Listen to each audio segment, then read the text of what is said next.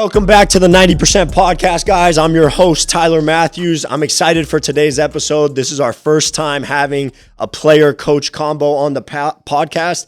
Today, I'm joined by Coach Deuel Fider here at Palm Bay High School and one of his former players, Malic Osei-Tutu, who now plays in college. All right, so today's episode is going to be really exciting. We're going to talk just about basketball overall, but about the transition from playing in high school and coaching in high school to that transition of playing in college. And we'll see kind of what their perspectives are on being coached by the coach and playing for the coach, right? So how you guys doing today? Not bad. Great. Let's get to it. So let's start with you, Deuel.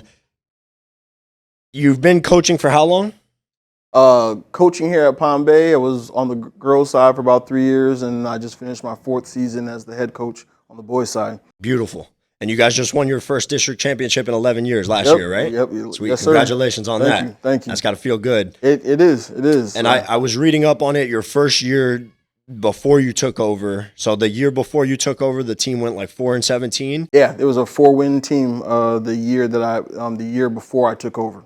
And then pretty much the same roster, you ended up winning 14 games? Yeah, so at the following year, there was a couple of players who changed. Of course, graduation, and then most of the kids that were on the team the previous year. But yeah, so from a 4-win team to a 14-win team, it was a turnaround, and I was happy for the boys. Nah, and that's a great first year as being the head coach. So, and Malic, were you a part of that team? Yeah, I was actually. You were? From sophomore to senior year. Sweet. So, And so, Malic, let's transition over to you a little bit. How was your time here at Palm Bay playing for Deuel? it was great. I definitely had a lot of learning lessons and learned a lot of wise words of wisdom. As far as the mental game goes, he was definitely hard on our mental. Like in game, let's say you get a turnover, it's all about the next play or getting the next stop, next good pass, stuff like that. Beautiful. So being focused on the next play, not so much the pass. Yes, and here at the 90% podcast, we call it the 90% podcast because the game of basketball and the game of life, the way I see it at least, is 90% mental, right? It all starts with the mindset, and if you can get that 90% right, the other 10%, the other half, the physical part, takes care of itself, right? So making those mental choices of like play goes wrong, you have 2 ways to look at it, right? Or maybe a million different ways, but 2 ways that I see it, positive or negative, right? And if you choose positive, a lot of times the next play and the game is going to go in your favor. If you choose negative, then you're going to go down that negative spiral, right? Yep, definitely. And so, Coach, let's hear from you a little bit. What is your take on and your approach on teaching and instilling the mindset and the mental side of the game to your players? It's just kind of like what you said. They have to understand that, being physical, being tall, being fast, being athletic, those are all tools that that can help you. But if you're not thinking the right way, if you're not doing the right things, you're not making the right choices, it's pointless. So making sure that you're staying on task, you're staying focused, you're doing what you need to do, and putting yourself in a position to utilize your strengths. That's what it's about. All that is preparation. Whether you're tall, short, fat, skinny, it doesn't matter. All that's mental. Yep. And that helps you in your decision-making process. And like I always say, a basketball player is only as good as the decisions he makes. Without a doubt. And I love that, and we're definitely going to talk on decision-making as we keep going through this podcast. So let's talk, Malic. How was your first year of college basketball? My first year of college basketball was definitely an eye-opener. You get there and you realize that there's some people that kind of won, and there's some people that are going to go out of the way to get it.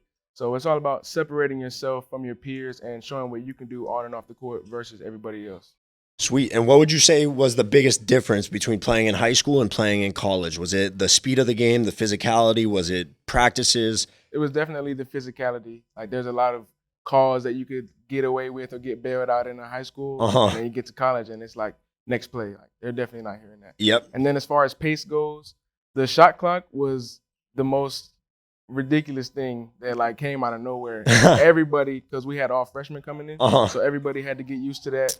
Our first few preseason games, season openers, we had like 3 or 4 shot clock violations. And they were all from our big men. So it's like, you know what I'm saying? There's not really much I could do as a guard, but definitely the shot clock and the pace is the most difference, the most You know. Yeah. No, the biggest difference between high school, especially here in Florida, other states have a shot clock. Here in Florida, there's no shot clock, so a lot of times, it's coming. It should be. Yeah. I think if we're gonna have it in college, and the goal of high school basketball, for the most part, is to prepare for college. Yes. Why would we not? Right. Yeah. So you agree we need one? Oh yeah. So I think schools are already prepping to buy. And I think the mandate is coming, I think, in the 24-25 season. Oh, sweet. Yeah, so. That'll be huge. Oh, yes, it will. It'll make me want to go to games more, I think, because it speeds up the game, it makes it more competitive, and it exposes weaknesses more than just being able to hold the basketball and little things like that. I think it's going to show who can coach. Yep. And who is just coaching. So there's a difference. Sweet. And so how long have you been coaching here at Palm Bay? At Palm Bay, again, 4 years on the boys' side. Before that, I was helping out on the girls' side for 3 years. So. Sweet. And which do you like more, coaching girls basketball or boys basketball? Boys basketball. I love coaching girls. I think it was an ego thing, to be honest. On the girls' side, you can imprint your style more on the girls.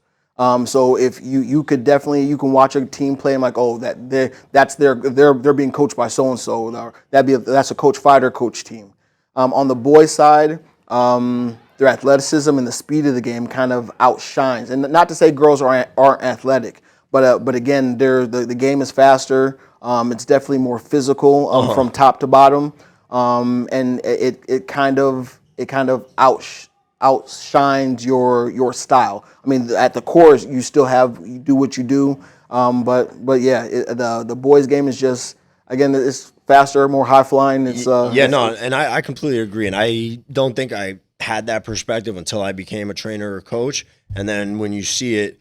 And especially girls' college basketball is like super fundamental, and they're moving the ball. And I always tell, whenever I talk to the kids, I'm like, if you need to watch basketball, that just like studying, you need to study, and the best thing to watch is collegiate female basketball. Oh yeah, EJ's out there right now working those girls out, exactly, getting the girls right. He's known for the getting high school girls to college around here. So, Malic, what's your take on watching film? Do you watch any film? I do. I've definitely been taking coach's advice on our high school games, like on our away games. I would actually watch a couple of the Division I women's basketball games with Elijah. He wasn't really tuned in as much, but it was definitely something to look into. Sweet. And Elijah is your son, right? Yep. Cool. And what school is he at? He's at Park University, so he'll go into his second year, his second season. He just left yesterday, so. And what school are you at, Malic? Northland Community and Technical College. Awesome. It's a JUCO in Minnesota. Cool. And in Deuel, I'm guessing, but I don't know, were you involved in getting these guys recruited to college? Yeah. So, I mean, one thing that all the kids that come here at least get to experience when they're all part of Palm Bay basketball, if you have any desire to play college basketball, I'm going to make sure that you get an opportunity.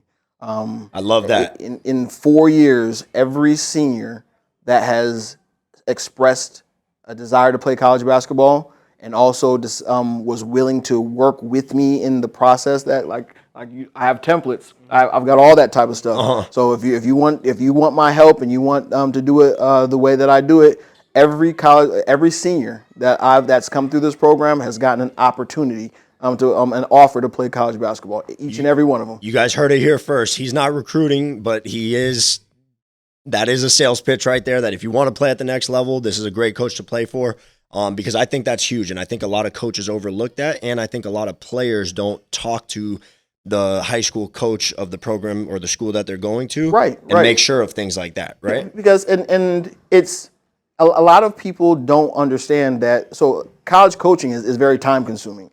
And it's very taxing. So ask my wife. I mean, it takes a lot of time to coach our high school basketball. And some coaches are interested in coaching high school basketball, but they're not really interested in what goes beyond that. What they're doing during the summer, what they're doing in the spring, what they're doing as far as going to school. It's a full-time job, pretty much. So some of them, I've heard some kids say, "Hey, my coach said this isn't his responsibility." True, it's not. but again, what I do and the reason why I do it, I mean, it is a bridge. I'm not trying to use these kids to get wins for Palm Bay. I mean, because 3-4 years down the road, it don't matter. But if these kids can use basketball to get get their college paid for, even some of it paid for, I mean, that's what it's about. It's strictly about the kids. Yep. No, and it's a win-win because it builds your program and it makes you feel good, I'm sure, as a coach, but then it also gives them that future of playing in college. So, absolutely. What was it like coaching your son? Elijah's unique. He's a very driven individual. I'll never forget. So we went into districts. My first year coaching, it was his sophomore year. We went into districts as a 3rd seed, and we were upset by a team that we had beat in the season. But during that game and throughout the rest of the season, Elijah, he's an aggressive player trying to go into the hole. He would always, when the collisions happened, he'd always end up on the floor. He went out, Craigslist, bought himself a little weight bench. Let's get it. And he was like, I have to transform my body because he wanted to be the one standing after those collisions. Oh, that's what's up. So, but that mindset is a good thing. I mean, again, Malic was built, cut from the same cloth. Having them kind of at the core of like when I start, I mean, through their senior year, it helped. But yeah, coaching Elijah, like I said, he's a real type A personality. Like as going into his senior year, he worked with Gannon Baker, and Gannon awakened something in him. I love it. Gannon's the man. And yeah, so the projection was that he was probably going to average maybe 16, 17 points a game. He was almost averaging 25. He finished the career as Palm Bay's all-time leading scorer. Holy cow! So, but again, it was that mindset and that drive that kids like him, kids like Malic, kids like Jake Feliciano, kids like that have, and again, it paved the way for the success that we had last year. Yes. Like their senior year, Elijah and Malic's senior year. Again, we got to the district championship. Nobody was expecting us to get to the district championship. And then we had Satellite on the ropes. Like I said, I still kind of get chills talking about it because going into the 4th quarter, I think we were up like 14 points. Then Elijah cramping, Malic getting a little bit banged up.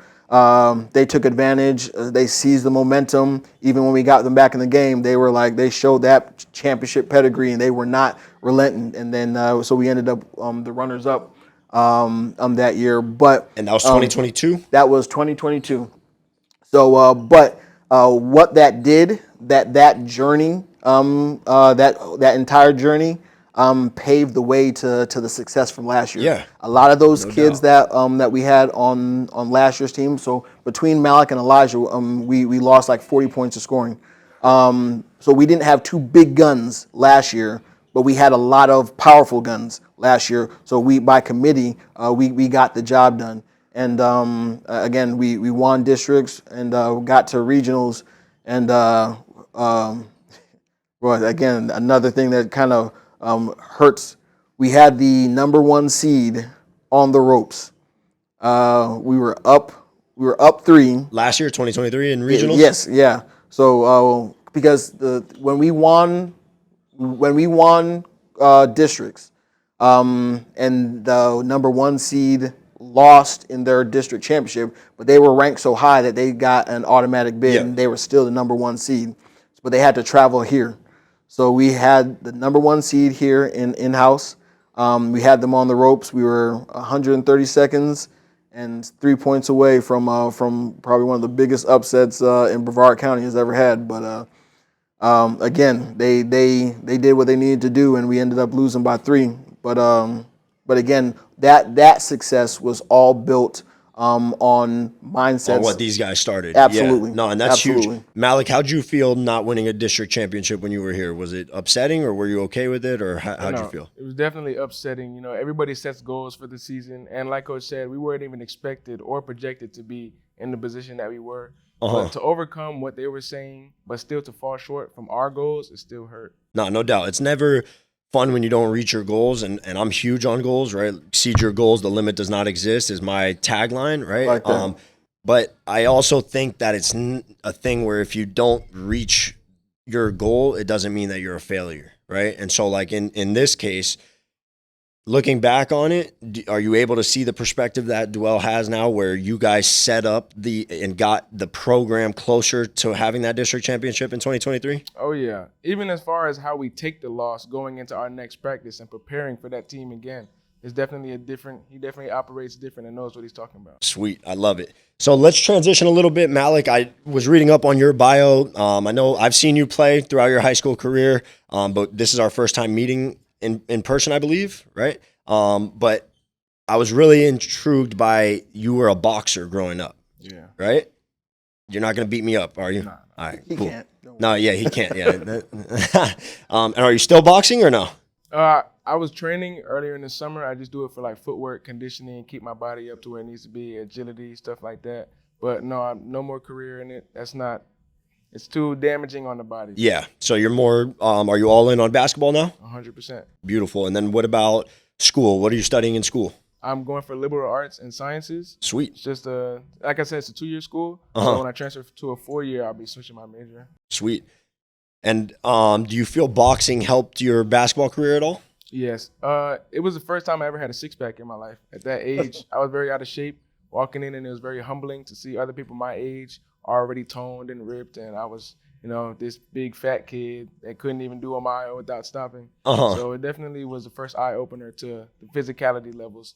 Even with my peers, like I said, I was the only fat one out there, and everybody else was ripping and running, and I'm water break, this and that. Yep. So no, but that probably fueled you, right? Mm-hmm. Seeing because I think that's huge, right? Is getting around the right people, right? Because if you're not where you want to be and you're around other people that are also not where you want to be, by putting yourself around people that are where you want to be, it just immediately shows you that it's possible, right? Because they're another human, and so you just get in that room with them and you start thinking, acting, and operating the way they do, and you transform quick. You know what I mean? In under a year. That's a life lesson outside of sports. Yes.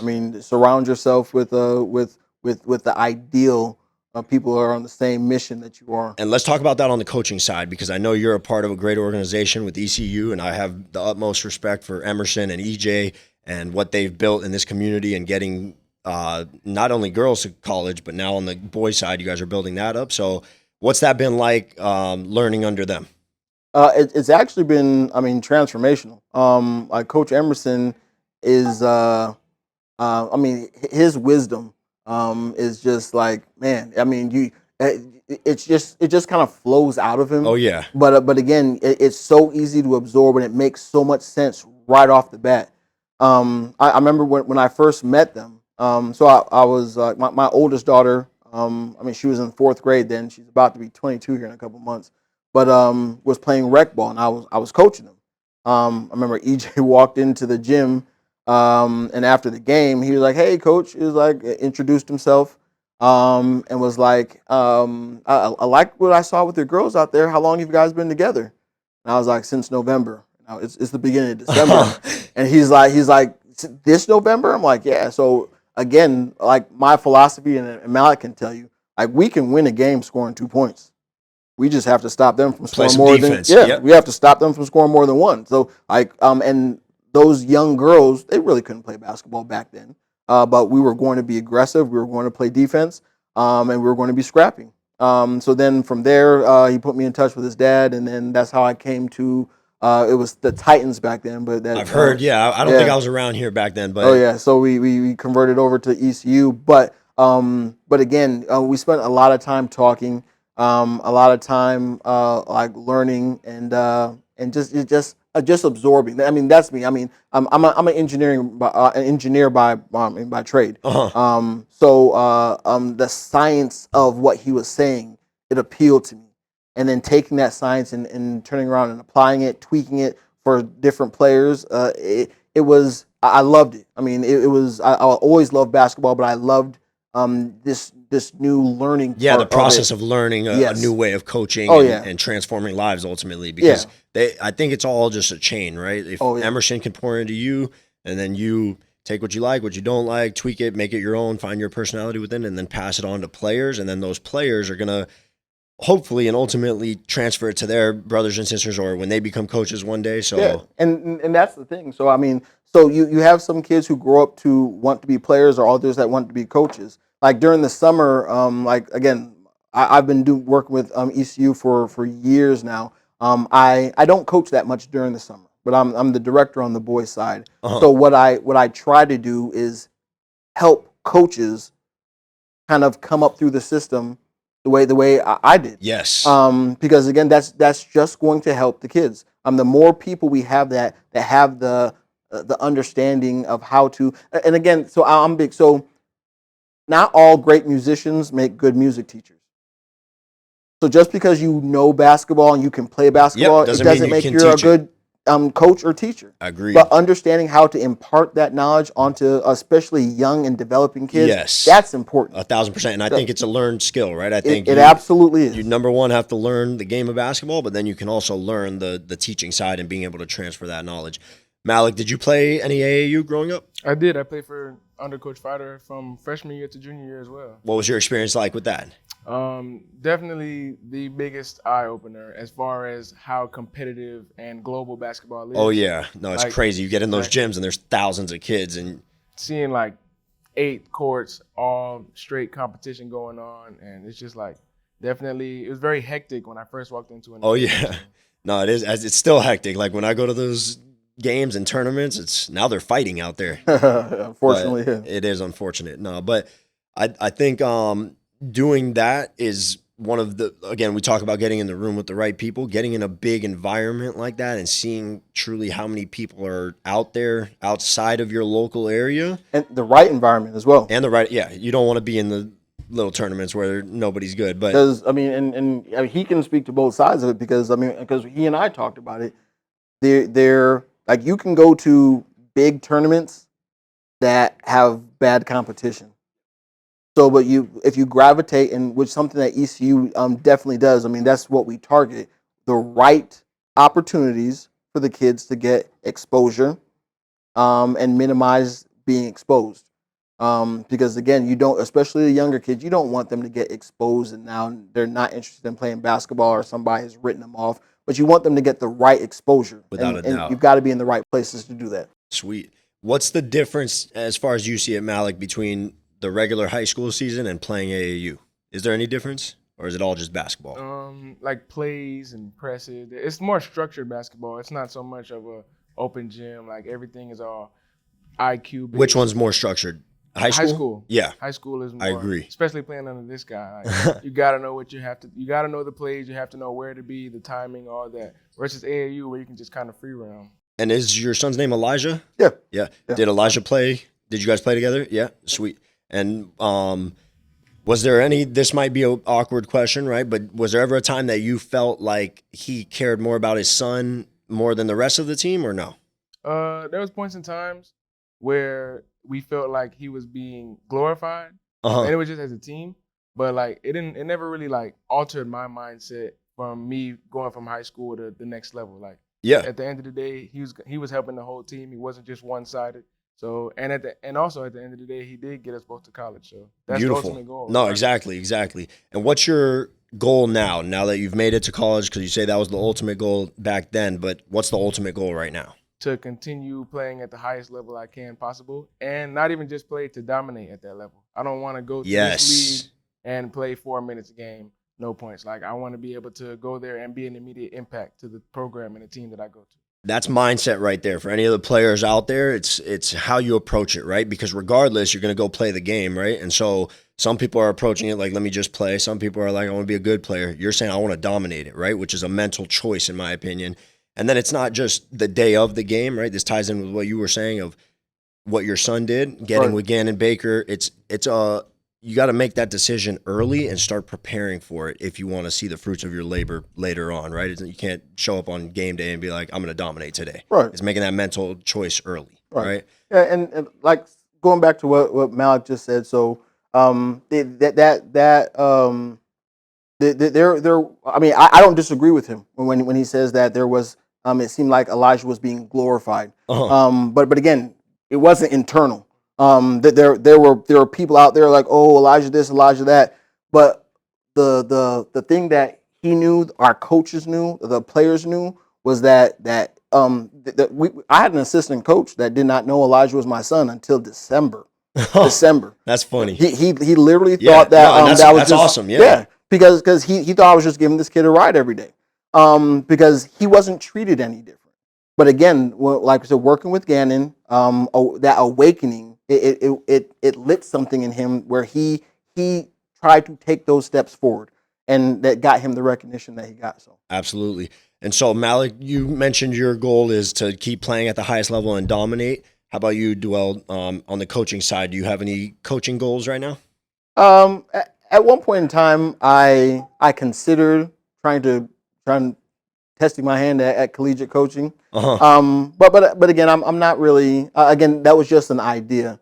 I think I'm in love with the process of watching kids develop.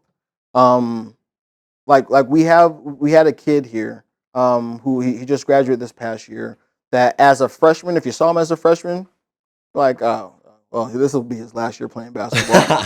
but again, being around the older kids and watching them work, he adopted that mindset. And I'm telling you, if there was a kid who worked harder than, his name was Jake Feliciano. If there was a kid in this county that worked harder than Jake Feliciano, I'd be surprised. Again, he wasn't a 5-star player. He was a 5-star worker. Yeah. I love that.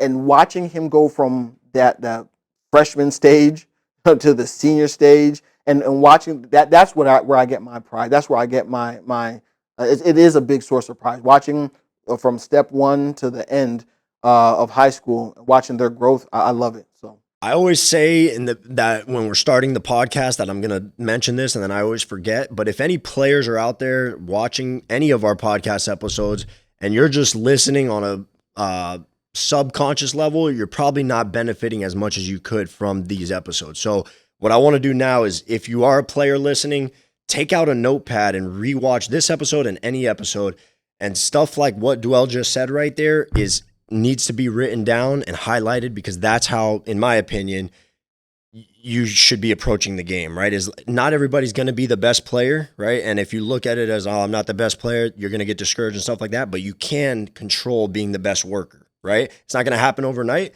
There might be a guy that works harder than you, but you can level up and keep work ethic is a learned trait, in my opinion. It's not something that you either have or don't have, right? It's not like a binary, like yes or no. It's a continuum of, maybe your work ethic sucks, but you can build your work ethic just like you can build your skills, right? And so take notes, guys. I think there's been a lot of good stuff shared on here. I think this is a great episode where you guys can get perspective from coaches, players, and if you're just not consciously aware of it, you're not going to get it as much, right? So I have something to add on to note taking. So I was out there with Elijah when we was working with Gannon. It was like an 8-week course, something like that. And he was also talking about note taking. Like, yes. You can pull up and you can be here at the speech, and what are you going to walk away with? You're going to have your memory, and that's not going to be the same key points and details that you just heard. So always keeping a notepad around, even writing in your notes, like on your phone or something like that, to be reminded and be able to go back and reflect and read it later Beautiful. on. No, thank you for sharing that. I've met Gannon a handful of times, and every time I'm with him, I probably literally have like 7 pages of notes, just because every word he says, I'm writing it down. You know what I mean? Because he's somebody in the basketball industry and community that is, you don't do it for however long he's done it with the amount of success that he's had by accident. You get what I'm saying? It's been a mental choice from him. He's made that decision to be great, and every day he's waking up, pouring into people. And I think it's a thing where he's doing his job, and the receiver has to do their job. If you say, hey, I didn't get results from working out with Gannon, or this trainer, or my coach sucked, or whatever, it's like, well, let's look in the mirror, right? And was it him or was it you, right? Because you could have the best coach in the world, in my opinion, but if you're not perceiving the value that they deliver, there is no value, right? So I have a quote that I like to pass around, which is, value delivered, or value created but not delivered is still of no value, and value delivered but not perceived is still of no value. So if you have value and you don't deliver it in the right way, people aren't going to take it, right? And if you have value or if the delivery's right, but if you're not getting the people to perceive it in the right way, it's still of no value. I like that because what I say, take the message. Because I used to tell them all the time. I'm like, coaching. I mean, when you're in the game, everything's amped up. Oh So yeah. you're going to be yelling. Don't take the delivery. Take the message. Yes. So if I'm yelling, like I used to tell them, if I'm yelling at you instructions on how to get $1 million, are you going to be mad at that? Just take the message. Go get your $1 million. Yep. So don't focus on the delivery. Focus on the message. No, I like that a lot. That's huge right there, because I think there's people that don't necessarily have the best delivery, but they have the message, and then it gets caught up the wrong way, and so there's a balance there, right? Malic, let's talk a little bit about your first year of college basketball.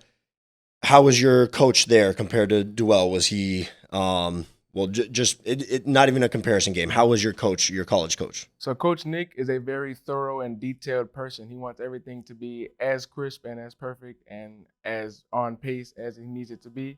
Like as far as structure, like the plays, he got a lot of old school plays. Even a couple plays we did in our high school, like he's like a very old school type of player. A lot of screen and rolls.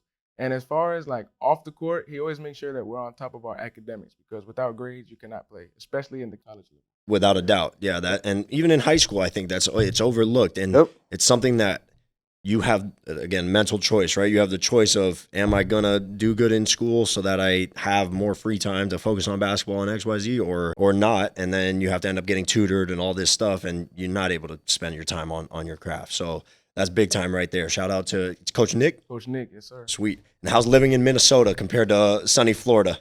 Frosty. It was snowing in October. Like around my birthday. Yeah. It wasn't even winter yet. I lived in Michigan for a year, and there's a reason why I'm back. The cold is not for us Florida boys. Are you from Florida originally? Yeah. Yeah? How about you, Deuel? No, I'm from Indiana. Indiana, that's right. We had it in here. Hoosier State. Yeah. Fort Wayne, Indiana. That's right. When I think of big basketball states, I think of New York. I think of Indiana as definitely one of them. Oh, yeah. How was it there growing up playing basketball? It was, man, I can't imagine it any other way. I mean, that's literally all we did. And then back when I was in high school, like Indiana didn't have classes. So it was one state champion.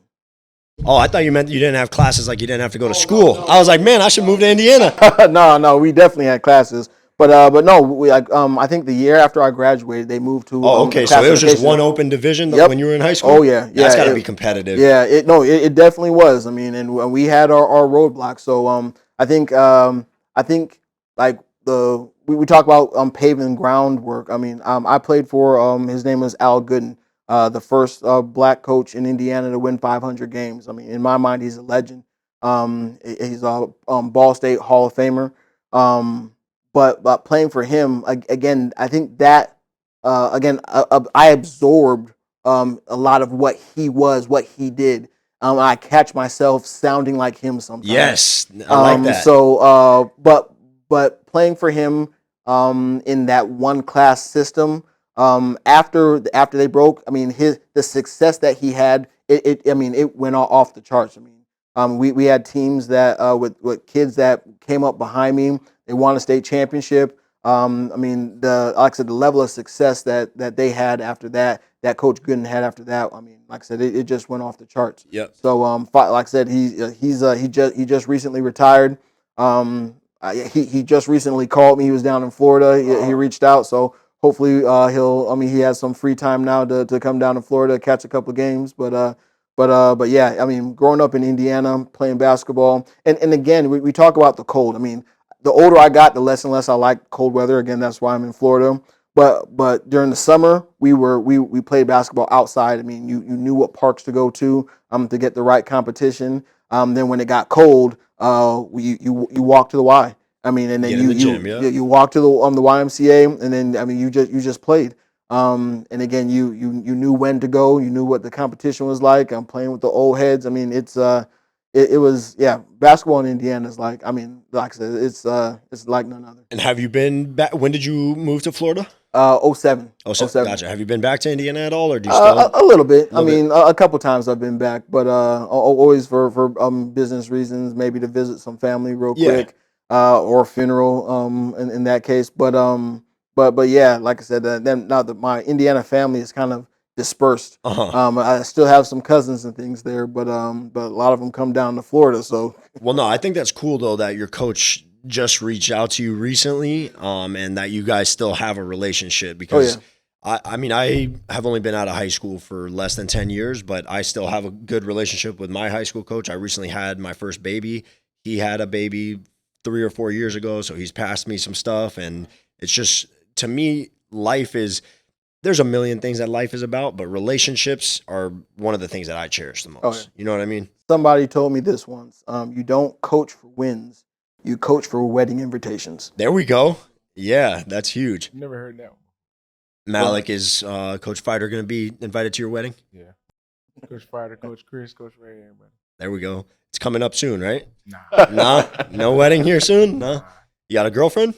Nah. No? You focused on basketball in school? Exactly. I like it. Good, Yeah, eyes good on answer. the prize. Good answer. I heard Muhammad Ali in an interview. They said, what's the hardest part of your training? He said, staying away from the nightclubs and the girls and all that stuff, which is the truth. You got to stay. There's a million distractions out there, and no matter what part of life you're in, when you're a kid, you got friends that play other sports that want to pull you out or go to the movies or this stuff. When you're running one business, there's a million other business opportunities that you got to turn away. When you're coaching, you got to be able to stay focused and know what your goals are and keep the eyes on the prize. And I think that's something that if kids can develop at a young age will carry them through their entire life. So especially young kids in high school. There's those middle school and early high school years, they're trying to find themselves. There's plenty of distractions. Well, let me go do this that you don't normally do, or let me go hang out with this person you don't normally hang out with. Like we said earlier, I mean, stay focused. Be around people that are on a mission and the same mission as you. That's even better. 1,000%. So let's transition this talk just a little bit. I know that we've been talking basketball a lot, but what do you guys like to do besides basketball? Is there anything that you guys are passionate about outside of basketball? I like clothes. I have Clothes? I have 2 businesses actually. I do a window washing business and I have a shoe flipping business. Oh, sweet. So I used to be in the shoe game, flipping shoes. That was way back when, yeah. Mm-hmm.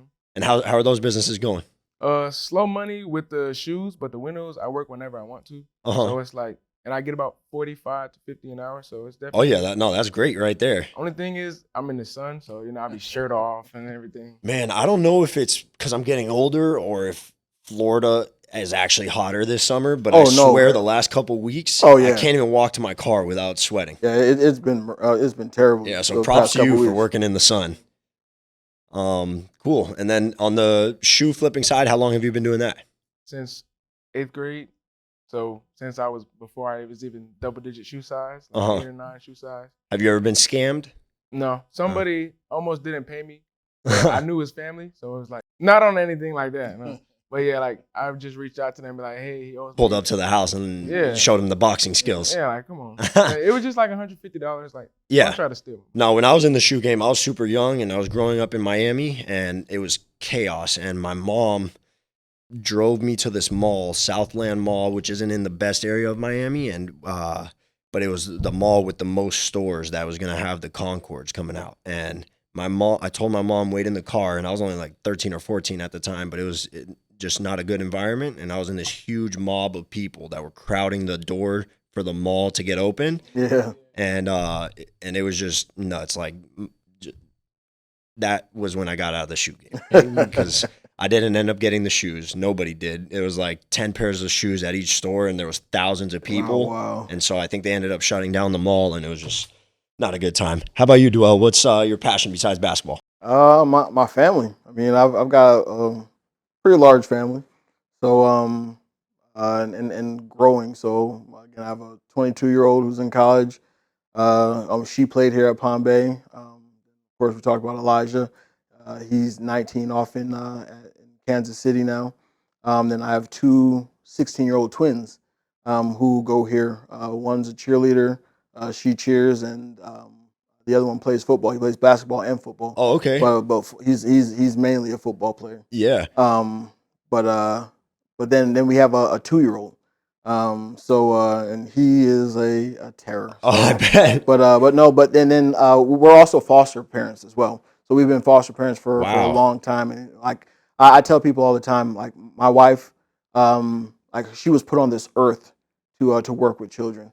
If you asked her when she was like 8, 9 years old, what did you want to be when you grew up? She would have said a foster parent. Wow. So from time to time I come home and there's a new face in the house. Yeah. There for a few days, maybe even a few weeks. Man, that makes me get the chills because like there's just so many kids out there that don't have a home or a good home life. So people that are willing to do that is like, I don't even know. Yeah, you know like what I mean? my wife has always supported me in everything that I've done. Like I said, even moving to Florida, we moved to Florida with 4 kids, 5 years old and under, and we didn't know anybody. I moved here for the job, but she came here, and we moved here. The twins were 8 weeks old, so she was. I know she went through it. Yeah. But like I said, I mean, opening our home to for kids, I mean that's like a no-brainer. But also supporting her passion in working with kids. I mean, like I said, she's an angel. So No, I just had my first baby 9 weeks ago, and I cannot even imagine having twins because wow. Well, one is kind of chaos, but 2, I think, but it's one of those things where you just make it happen, right? Just like anything else in life. You don't have a choice. You don't have a choice. You figure it out, and that's cool. And clearly, if they're 16, it's worked out. So that's sweet. How about you, Malic? You got any family that you want to shout out? Any brothers, sisters, mom, dad, any family that? Definitely. My mom and dad have been with me since when I was boxing, like just trying to get me out of the house and being active. And that's when I first made my transition into an athlete. So they were definitely my number one supporters from the beginning. Sweet. And are you an only child? No, I have 3 younger sisters. Sweet. And they all play soccer, track, and a little bit of basketball. You're their big brother. I like that. Yeah. No, and you said getting out of the house, and that's something that sticks with me because I think there's, in today's society, right, there's people that are doing things, but there's a lot of people that aren't, and they're not maybe feeling the best, right? They're stuck inside the house watching social media all day, and then they're playing the comparison game.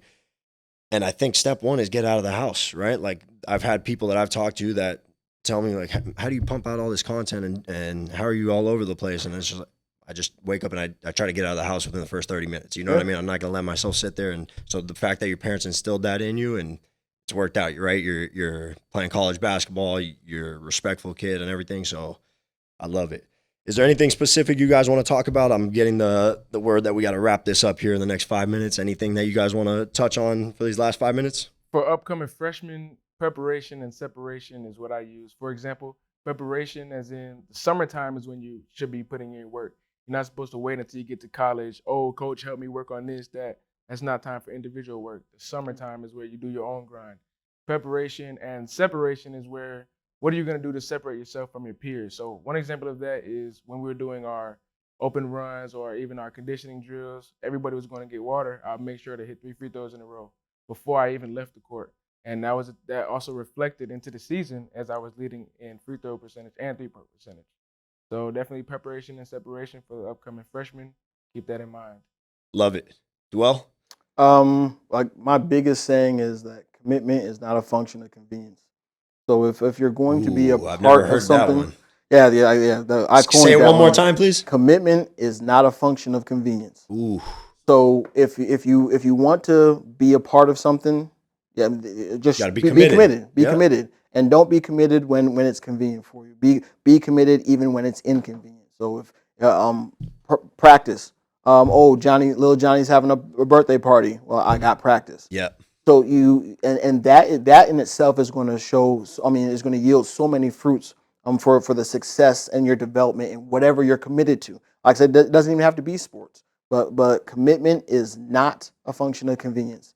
And the other big thing is, and I'll tell this: what do we play over the loudspeakers over and over and over again? Don't put me on the spot. So because what we want to do, we want to have a championship mindset here. So you cannot, don't complain about the results that you didn't get from the work that you didn't do. I love it. We literally in entire practice played that on loop because they need to understand. And because if you take where Palm Bay is 4A, if you take a snapshot in the future of who wins the 4A state championship, our practices need to look like their practices.